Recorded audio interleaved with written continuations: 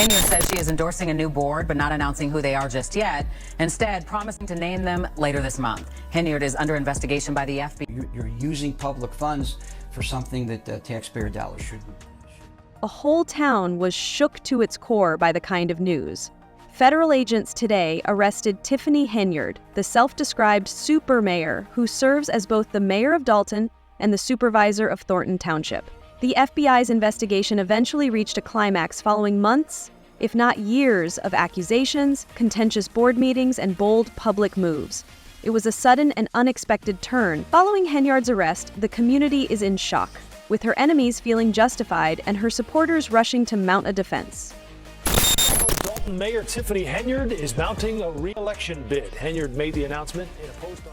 But how did we end up here? Let's take a step back and examine the turbulent sequence of events that could have led to Henyard's demise. From her controversial tenure as mayor to the public accusations of corruption and misuse of authority, it all contributed to her stunning downfall. Yet Tiffany Henyard has officially decided she wants to stay as mayor despite the cloud of controversy. First, let's discuss the arrest itself. Henyard was reportedly taken into custody early this morning at her home in Dalton. Witnesses reported seeing a number of federal authorities enter the house, and several also reported seeing her lover, Kamal Woods. Woods, who has reportedly been engaged in a number of scandals, watched as the agents escorted Henyard away. Climate to those acquainted with the investigation, the charges include allegations of embezzlement, theft of public funds, and obstruction of justice, albeit the details are still unknown. Henyard's imprisonment is part of an ongoing federal investigation over her use of township and Dalton funding, which has already caused political upheaval in the south suburbs. To fully understand the significance of this moment, it is necessary to look at the trail of scandals that have surrounded Henyard since she took office in 2021. Her extreme behavior immediately attracted media notice. She was the super mayor, a title she publicly displayed on billboards, advertising, and social media, and she was more than just a township supervisor or mayor. Her picture began to show up on event flyers, welcome signs, and promotional materials all across Dalton and Thornton Township. Henyard dismissed accusations that her behavior was selfish and egocentric, claiming that she was merely a leader attempting to forge bonds with her people. During a public speech, she boldly declared, "I am the mayor and supervisor of the people," which hit a roadblock tonight, not because of the weather, not because of logistics, but because two trustees...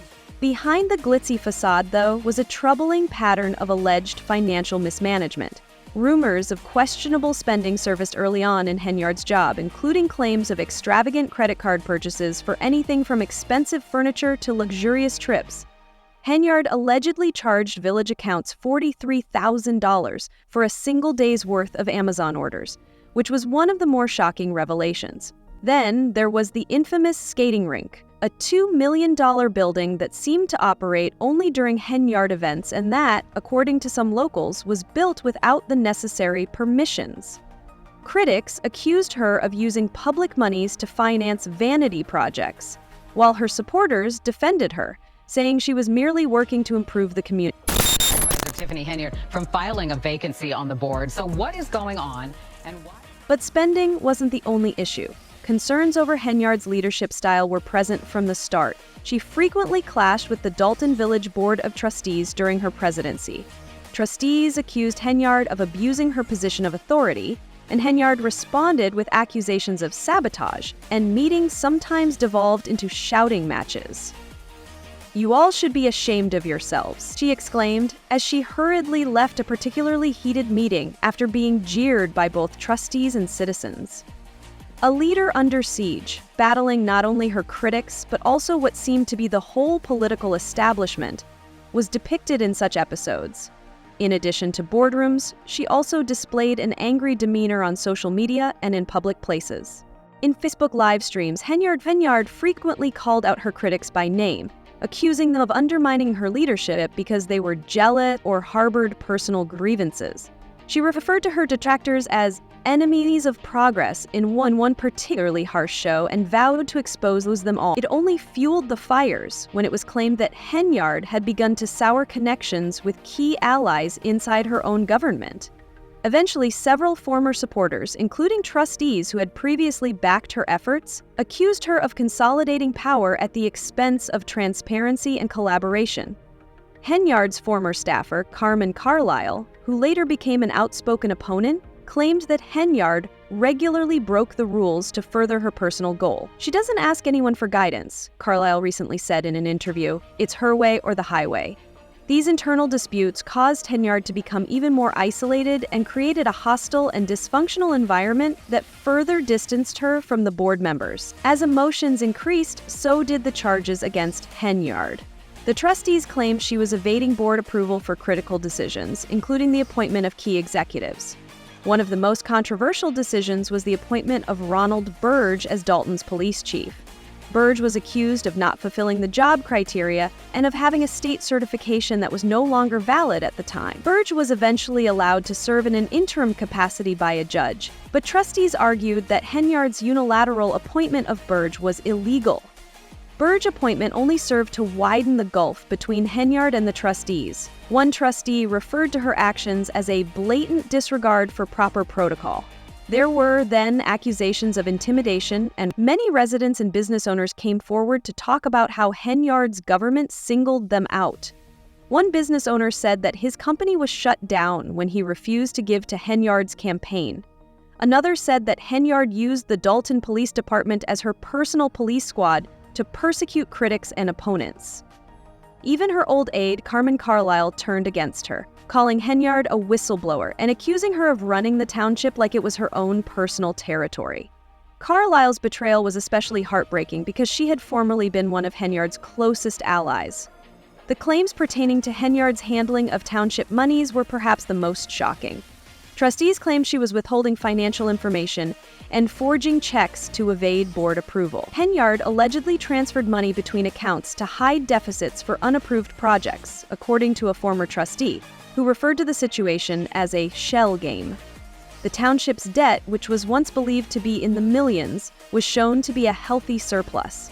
The township's finances were investigated by former Chicago Mayor Lori Lightfoot, whose first findings showed a depressing lack of oversight and financial mismanagement. However, Henyard dismissed the article as a political attack, saying that her critics were motivated by envy, jealousy, and hate. Despite the growing criticism, Henyard stayed steadfast. She continued to host public events such as holiday parties and turkey giveaways, frequently using them to mobilize her supporters and justify her actions.